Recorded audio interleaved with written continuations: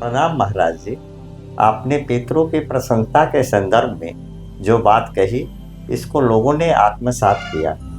फिर भी जीवन में आ रही धन के कमी को दूर करने के लिए माँ लक्ष्मी के किस मंत्र का जाप किया देखिए, जाए? जब आप त्रिपिंडी और महाविद्या को संपन्न करके पितरों को प्रसन्न कर लेते हैं, आपके घर में मां के शक्ति का आगमन हो जाता है,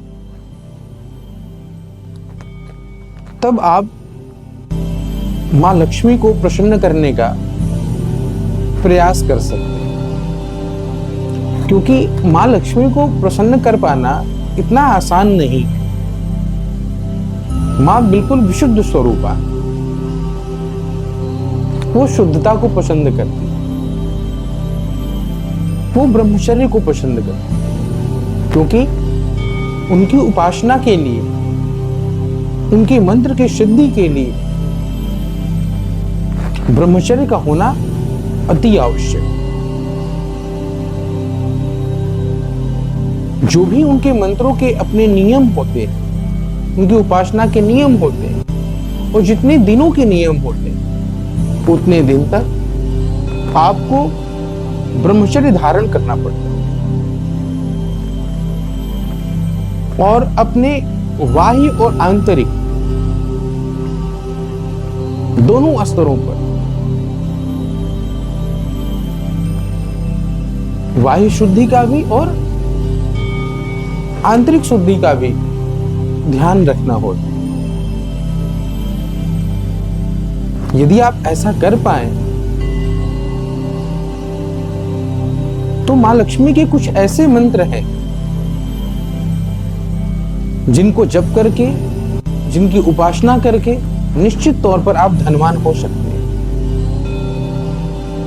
आपके जीवन में आ रहे जितने भी संकट हैं जो धन से जुड़े हुए हैं, उन्हें आप दूर कर सकते हैं। और धन की आवश्यकता भी जीवन में, क्योंकि जीवन में हर क्रियाकलाप को संपन्न करने के लिए, यहां तक कि धार्मिक कार्य को भी संपन्न करने के लिए धन की आवश्यकता होती है। हम आपको दो ऐसे मंत्र बताते हैं मां लक्ष्मी के,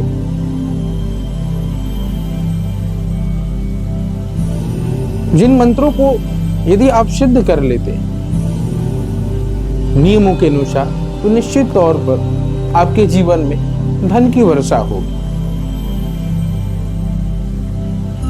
एक मंत्र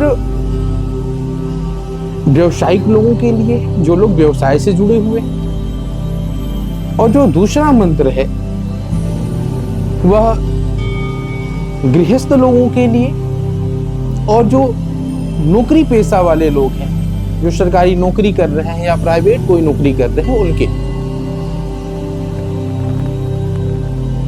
जो लोग व्यवसाय कर रहे हैं उनके लिए मां लक्ष्मी का जो विशेष मंत्र है वह है ओम ह्रीं ह्रीं ह्रीं ह्रीं श्रीमेव कुरु कुरु वांछितमेव ह्रीं ह्रीं नमः। इस मंत्र का 40 दिनों तक जप करना है। और जप की संख्या क्या होगी? तो प्रतिदिन एक माला इस मंत्र का जप करना।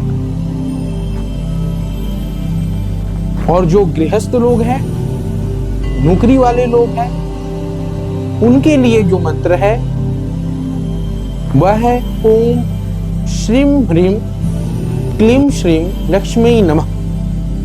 इस मंत्र का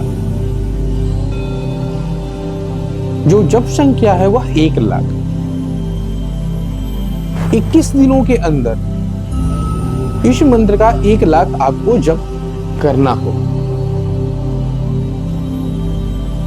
अब इसके कुछ नियम, क्योंकि मां लक्ष्मी की उपासना